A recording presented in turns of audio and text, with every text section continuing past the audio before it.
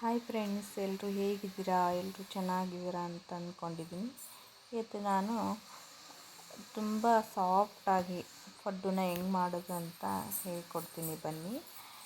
ಇದು ಮಹಾರಾಷ್ಟ್ರದಲ್ಲಿ ಕೊಲ್ಲಾಪುರ ಅಂತ ಮಹಾಲಕ್ಷ್ಮಿ ದೇವಸ್ಥಾನ ಇದೆ, ಫೇಮಸ್ಸು.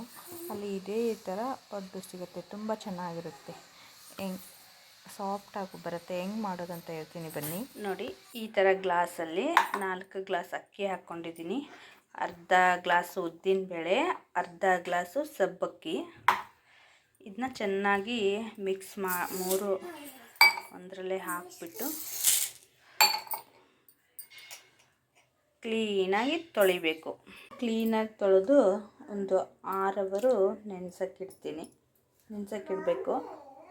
ಆವಾಗ ಚೆನ್ನಾಗಿ ಬರುತ್ತೆ. ಇದು 6 ಅವರ್ ನೆಂದಾಗಿದೆ. ಇದನ್ನು ನೈಸಾಗಿ ದೋಸೆಗೆ ರುಬ್ಬೋ ಥರ ರುಬ್ಬಿಟ್ಕೋಬೇಕು. ನೋಡಿ, ನಾನೆಲ್ಲ ರುಬ್ಬಿಟ್ಕೊಂಡಿದ್ದೀನಿ. ಈ ಥರ ನೈಸಾಗಿ ದೋಸೆ ಇಟ್ಟಿರುತ್ತಲ್ವ, ಅದೇ ಥರ. ಈಗ ನೈಟೇ ಇದಕ್ಕೆ ಸಾಲ್ಟ್ ಹಾಕಿ ಇಟ್ಕೋಬೇಕು. ಆಗ ಚೆನ್ನಾಗಿ ಉಬ್ಬಿ ಬರುತ್ತೆ ಹಿಟ್ಟು. ರುಚಿಗೆ 2 ಟೇಬಲ್ ಸ್ಪೂನ್ ಹಾಕ್ಕೊಂಡಿದ್ದೀನಿ. ಚೆನ್ನಾಗಿ ಕಲಿಸ್ಬಿಟ್ಟು ಮುಚ್ಚಿಬಿಟ್ಟು ಇಡಬೇಕು. ಫ್ರೆಂಡ್ಸ್, ಇದು ರಾತ್ರಿ ರುಬ್ಬಿಟ್ಟಿರೋ ಹಸಿ ಹಿಟ್ಟು. ಇದೇನಿದು ಉಪ್ಪಿಲ್ಲ ಅಂತ ಅಂದ್ಕೋಬೇಡಿ, ಇಲ್ಲಿ ತನಕನೇ ಬಂದಿತ್ತು. ಬಟ್ ನಮ್ಮ ಮನೆಯವ್ರು ಮಾರ್ನಿಂಗ್ ಶಿಫ್ಟ್ ಇತ್ತು ಅಂತ ಅದರಲ್ಲಿದೆ ಎತ್ಬಿಟ್ಟು ನಾನು ಮಾಡಿಕೊಟ್ಟೆ. ಈಗ ಪಡ್ಡು ಹಾಕೋದನ್ನು ತೋರಿಸ್ತೀನಿ, ಬನ್ನಿ. ಇಲ್ಲಿ ಹಂಚನ್ನು ಬಿಸಿ ಮಾಡೋಕ್ಕಿಟ್ಟಿದ್ದೀನಿ.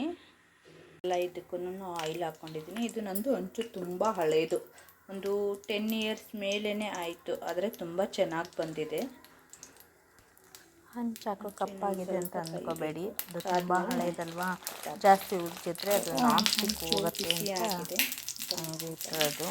ಆದರೆ ತುಂಬ ಚೆನ್ನಾಗಿ ಬರುತ್ತೆ. ಎಲ್ಲ ಹಾಕ್ಕೊಂಡು ಸ್ವಲ್ಪ ಮೇಲೆ ಎಣ್ಣೆ ಹಾಕ್ಕೋಬೇಕು.